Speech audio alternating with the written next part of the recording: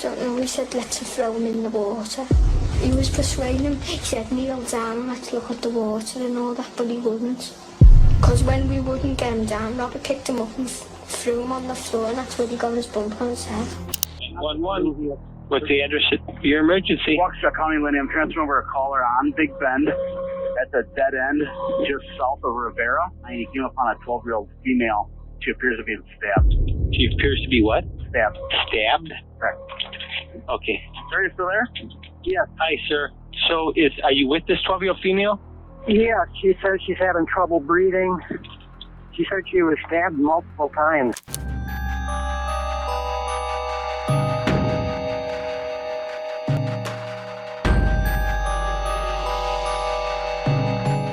John Venables and Robert Thomas. It was a friendship forged in fire, but not the kind that warms the heart. It was a friendship that burned with rage, cruelty, and malice. John Venables and Robert Thompson were two troubled boys who found each other in a world that had failed them. They were both victims of abuse and neglect, but instead of seeking help or comfort, they turned their pain into violence. They were a match made in hell. On a cold February day in 1993, they unleashed fury on an innocent toddler, James Bulger, who had the misfortune of crossing their path. They had snuck out of the school to visit the New Strand Shopping Center in Boodle. They had entertained themselves by shoplifting different items like batteries, sweets, a troll doll, and a can of blue Humbrol modeling paint. They soon became tired of shoplifting and decided to spice things up with a more disturbing plan. They thought it'd be interesting to kidnap a child from the mall and push him into oncoming traffic on the busy road nearby. We can't possibly fathom what they found fun in such a dark idea. Who really knows what was going on in their minds? Later that afternoon,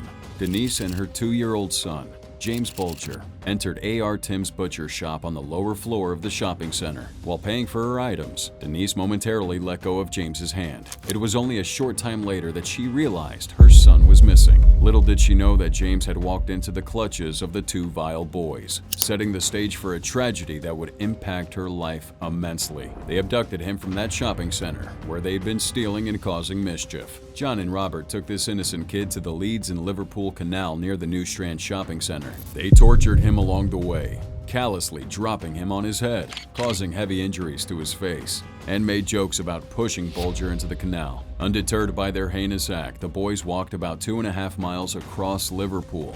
Many people witnessed them, and sadly, no one stepped in to help. While two individuals did attempt to confront Thompson and Venables, the boys just callously lied, claiming that this was their lost brother, and they were taking him to the police station. The boys arrived in Walton, across from the Walton Lane police station. Fearing the consequences of being caught by the police, they took Bulger up a steep bank to a railway line. Surprisingly, all the items they had shoplifted earlier came in handy at this dark juncture. The blue paint they stole ended up in James's left eye. They rained all hell on that little boy, stomping on him and throwing stones and bricks at him. The batteries they stole also ended up in his mouth, and they still weren't finished. In a bid to cover up their tracks, they put this boy on the train tracks and weighed his body down with a pile of rubble, hoping that the train would just crush him. 2 days later, a group of children playing around the area found this little boy's body severed in half. They alerted the police and investigations began immediately. You listening? Correct. What for? James, James, what about James? that you said on suspicion of murdering him. Well, very well remembered. Did you ever see him in the Strand? You shook your head again. Yeah, Robbie, was that on the day that we're talking about? Was that on this Friday? Yes. yeah. Yeah. We were going up the escalators, they were going through the doors that there's loads of. Who was he with? No, Little James. was Mum. With his mum. He was just running around, was he, James? Yeah. Will you tell me exactly what? Slowly, right? He was just like come here, and then he grabbed his hands and walked up the stand. How did he come up to John? How did he come up to John? James. No, he was walking around the strand, Who was? James. the baby. Was he? I told him to take him back. You did what? Told him to take him back. You told him to take it back? All right, Robbie. No, you're not getting all the blame. I'm just asking your son. A forensic pathologist confirmed that the little boy had died from the beating and horror that Venables and Thompson had dealt on him before the train cut him in half. A short while ago, as is detailed on your custody record out there, you had a conversation with your mum and you then requested that myself come into the room. Is that right? Yeah. And what was it you told us? That I killed James.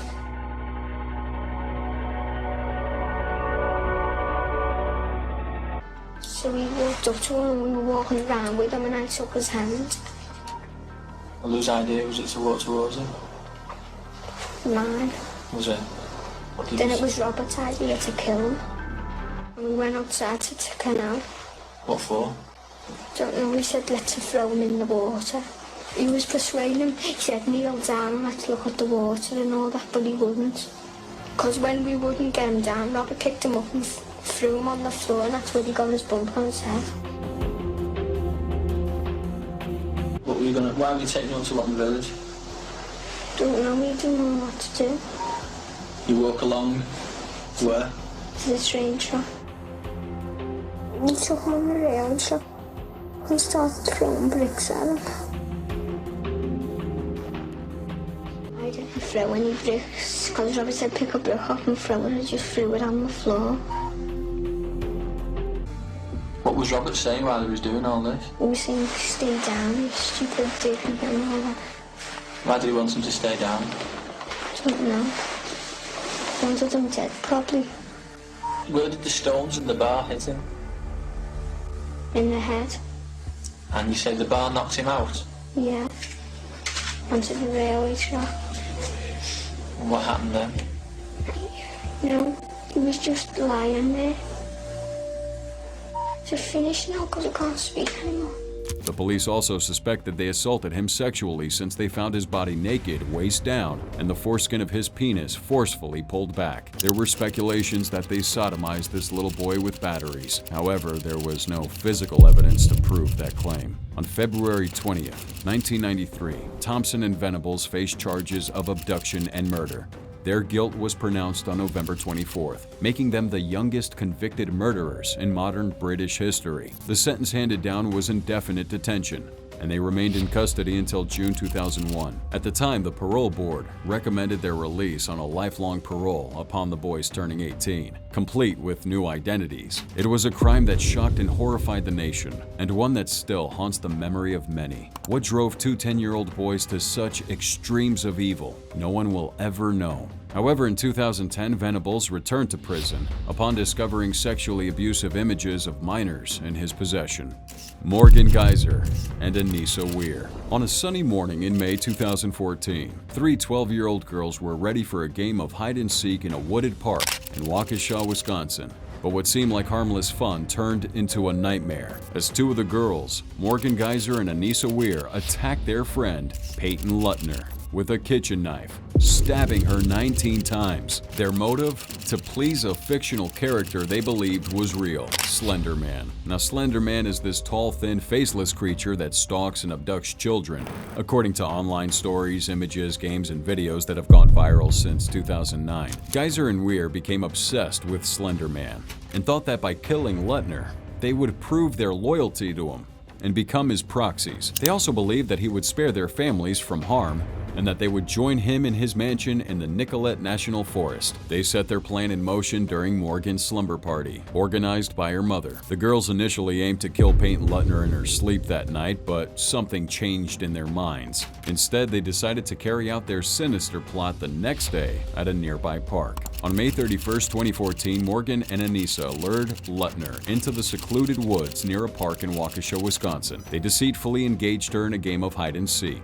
convincing Luttner to lie on the ground and cover herself with leaves. Suddenly, Weir pinned Luttner, and Geyser stabbed her 19 times with a 5-inch long kitchen knife, targeting her arms, legs, and torso. Despite the severity of the situation, the two girls callously instructed Luttner to wait for help while they headed to the Nicolet National Forest so they could see Slender Man convinced that Slender Man, a fictional character, resided there. However, their plan failed, as Lutner miraculously survived the attack and crawled to a nearby road, where she was found by a cyclist who called 911. 911. What's the address of your emergency? Waukesha County, Lindy. I'm transferring over a caller on Big Bend.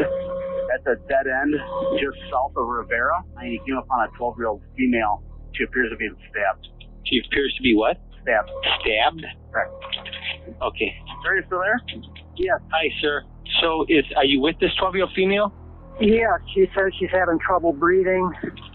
She said she was stabbed multiple times. She was rushed to the hospital, where she underwent 6 hours of surgery and recovered after 6 days. The two girls were arrested shortly after the stabbing and confessed to their crime. They were charged as adults with attempted first-degree intentional homicide and faced up to 65 years in prison. However, their cases took a different turn. Both girls were found to be suffering from mental illnesses, impairing their ability to distinguish reality from fantasy. They believed Slender Man was actually going to punish them or even kill their families if they disobeyed him. That's why they decided to sacrifice their best friend, Peyton. Since it was pretty easy to lure her to her death, Geyser was diagnosed with schizophrenia, a condition running in her family, and also psychotic spectrum disorder, while Weir was diagnosed with a delusional disorder and depression. Both girls pled not guilty because of mental disease or defect and were committed to mental health institutions for treatment. Geyser received the longest sentence of 40 years to life, while Weir only got 25 to life. Both girls will be eligible for supervised release once they're deemed no longer a threat to themselves or others.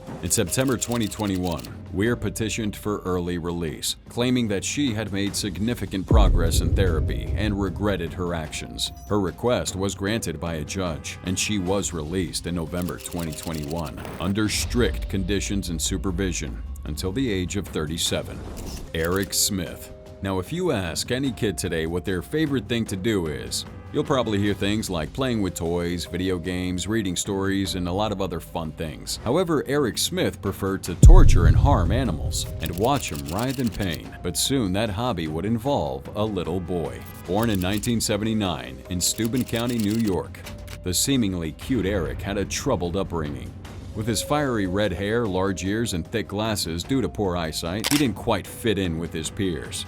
He would struggle with his speech, becoming a real easy target for relentless bullying at school. Rather than confronting his bullies, Eric channeled that anger towards small animals. Now, Smith had the opportunity to join a summer recreation program, offering him a chance for positive social interactions despite his troubled history. However, his expulsion from the camp due to misbehavior altered the course of events. Riding his bike down the road, Smith would cross paths with a little boy who unwittingly stepped into the clutches of this brooding and violent teenager. On August 2, 1993, Doreen Roby allowed her 4-year-old son Derek to walk by a nearby park for a summer recreation program. Despite feeling uneasy, she tended to Derek's crying baby brother. As the rain began to fall, Doreen hurried to the park to pick up Derek, only to discover he never made it there. She alerted the police, and after about 5 hours, the police found Derek's body in a patch of woods near the park where that recreation program was held. Now, what happened to this little boy? Merely 4 days following Derek's tragic murder, Eric Smith went with his stepfather to the police station, expressing a desire to help the police solve the crime. Smith said that he had seen Derek that day with a white t-shirt on, holding a lunch bag. Investigators felt like Smith knew something, but didn't realize the killer was sitting right in front of them. Then 2 days after Derek Roby's funeral, Smith confessed. On August 8, 1993, Smith confessed to his family about what he'd done. He had lured Derek into the woods, where he strangled him and smashed his head with a large rock. He also sodomized him with a small stick and poured Kool-Aid that he found in Derek's box into his wounds. I was there when my grandson confessed.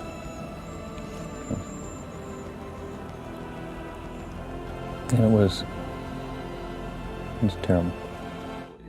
I don't know why he did it. I asked him why he did it. His words almost verbatim were, I don't know, I just saw this kid, this blonde kid, and I wanted to hurt him. Smith's great-grandfather escorted him back to the police station where the police promptly arrested him. The community was left in disbelief, struggling to comprehend that a child could commit such a heinous act against another child.